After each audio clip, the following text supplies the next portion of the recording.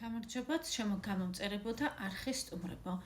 ეს გახლავთ ვიდეო თქვენთვის, რას გრძნობს თქვენი ადამიანი თქვენს მიმართ.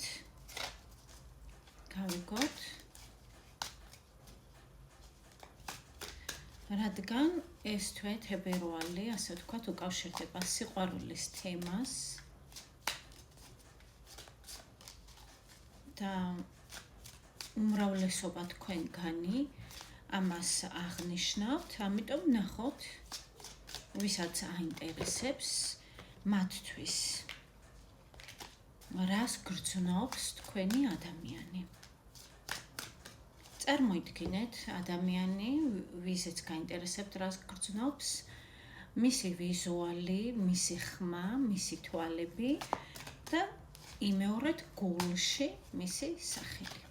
და არა ხმამაღლა.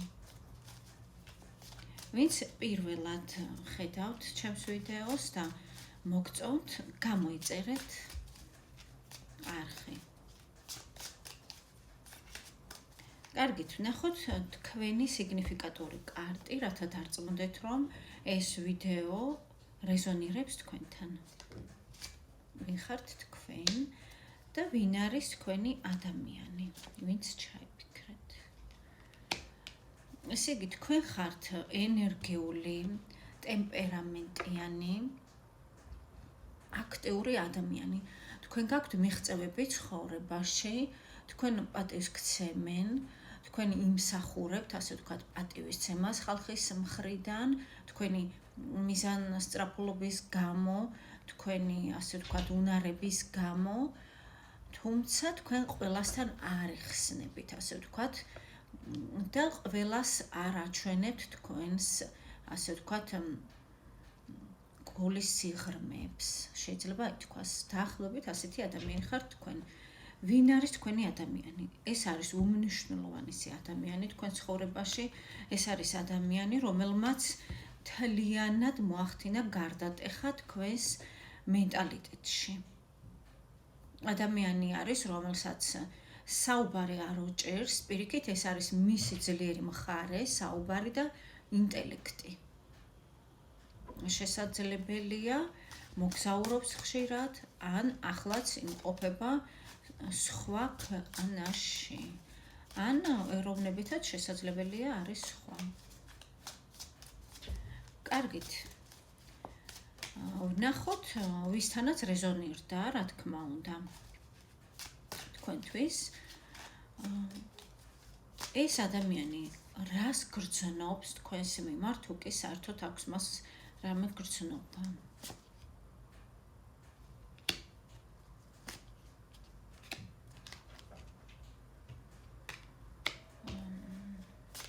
იცით როგორი გრძნობა აქვს? ესე იგი, ეს ადამიანი სიყვარულის მოლოდინშია, შეიძლება ითქვას. მას არ სურს ერთი და იგივე მდინარეში ორჯერ შესვლა, ერთი და იგივე წრეზე ტრიალი, მას არ სურს. ესე იგი, თქვენს მიმართ არ ჩანს, რომ არის გულგრილი. პირიქით, შესაძლებელია ამას გრძნობა დავარქვათ. ანუ ეს არის ნამდვილად გრძნობა. ოღონდ ეს არის ადამიანი, რომელსაც არ მართავს გრძნობა ამ ადამიანს. თუ ასე ვთქვათ, ის თვლის, რომ არჩევანია ამ ურთიერთობაში გასაკეთებელი, მისი მხრიდან თვითონ ძალიან ადვილად აკეთებს არჩევანს. და თუ ის თვლის, რომ ეს არჩევანი უნდა გააკეთოთ თქვენ, ის არის მოლოდინის რეჟიმში. გააჩნია რა ხდება თქვენ შორის, რა სიტუაცია, ეს უკვე ინდივიდუალური, ასე ვთქვათ, ტარო კონსულტაციის თემაა. თქვენ საჯარო ვიდეოებს ათასობით ადამიანი ადევნებთ თვალყურს და ამიტომ ყველასთან იქნება სხვადასხვა სიტუაცია. გრძნობა აქვს ამ ადამიანს, ოღონდ ის ელოდება ნაბიჯებს თქვენგან, ანუ თქვენ რა არჩევანს გააკეთებთ. გაკვირდებათ, შეიძლება ითქვას. კარგი, თქვენ რას გრძნობთ, მოდით ვნახოთ მის მიმართ.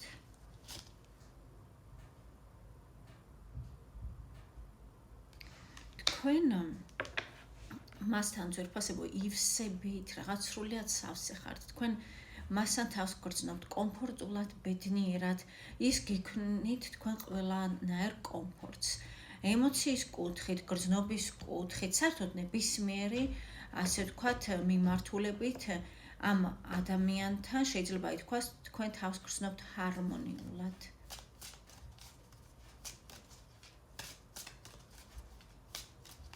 თქვენ ივსებით მასთან. ესე ამას გრძნობთ თქვენ. კარგით, რო გამოჩნდა მის გრძნობებში, რომ რაღაცას ის ელოდება, რას ელოდება? ნახოთ. ჩემი კატა გააქტიურდა რა დღეშია. ისმის ალბათ, რას ელოდება ის თქვენგან?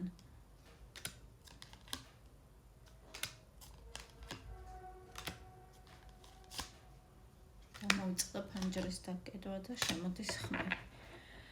ესე იგი, ის ელოდება, რა თქმა უნდა, თქვენგან მოქმედებას, ის ელოდება, რომ თქვენ აიღებთ პასუხისმგებლობას და თქვენ ამ ურთიერთობას გადაიყვანთ, ასე ვთქვათ, მომდევნო ეტაპზე. თუ ამას არიზამთ, მიუხედავად იმისა, რომ სიყვარული არის თქვენ შორის, ემოცია, გრძნობა არის თქვენ შორის, მიუხედავად ამისა, ეს იქნება რაღაც ჭაობი, როდესაც არსად არ მიდის ურთიერთობა, როდესაც კომფორტის ზონა არის ძალიან დიდი და მისი აზრით, ანუ დიდი ხანი გრძელდება კომფორტის ზონა, ნიშნავს, რომ ურთიერთობა არ ვითარდება და გაყინულია ერთი და იგივე ადგილას. ის თვლის ეს ადამიანი, რომ ურთიერთობა ენერგია უნდა ტრიალებდეს, ანუ უნდა იყოს კავშირი როგორი, ესე იგი, ის გრძნობდეს თქვენს, ასე ვთქვათ, მონდომებას და თვითონაც მოინდომებს, აი რაღაც ესე. ოღონდ ის არის ფრთხილი ძალიან, ჭკვიანი და აკვირდება თქვენს ქმედებებს და არა სიტყვებს, იმისათვის, რომ არ აღმოჩნდეს მსხვერპლის მდგომარეობაში. ესე იგი, ეს არის ადამიანი, რომელიც ასე ვთქვათ, რომ გქონდეს გრძნობა და ემოცია, ამას არ ღებულობს, თუ არ არის ორივე მხრიდან ურთიერთქმედება. ანუ თქვენი მხრიდანაც და თავისთავად მისი მხრიდან. ესე იგი, უფრო მეტს ის მოითხოვს თქვენგან, როგორც ჩანს, ის ვერ ხედავს ამას ჯერჯერობით. კარგით, მოდი ნახოთ რეალურად რა ხდება თქვენს შორის ახლა, ის ნახეთ მისი ფიქრები და რეალურად რა ხდება თქვენს შორის.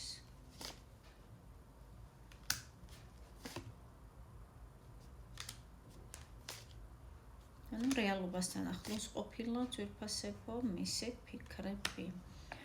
ესე იგი, სიყვარული რა თქმა უნდა არის თქვენს ურთიერთობაში, რასაკვირველია, ოღონდ ეს არ არის საკმარისი. ეს არ არის საკმარისი, რატომ? იმიტომ, რომ ამ სიყვარულს აქვს არაადეკვატური, ეგოცენტრული გამოვლინება. აქ საჭირო არის რისკი, საჭირო არის არჩევანის გაკეთება მკვეთრად და მყარად.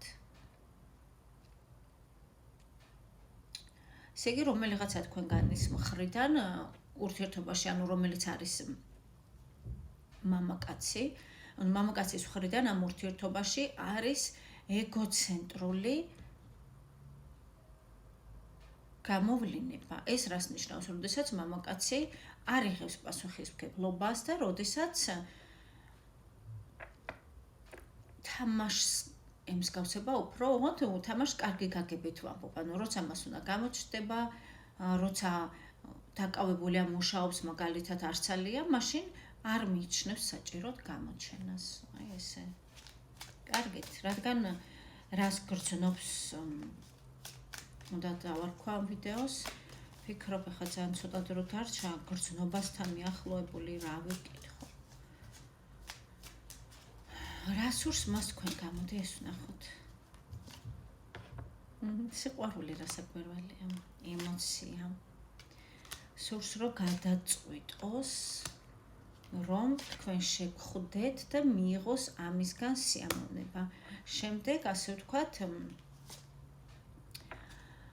ცოტა ხანი გააგრძელოს ასე ურთიერთობა და მე ნახავთ გვაჩვენებს დრო ასე ფიქრობს ამ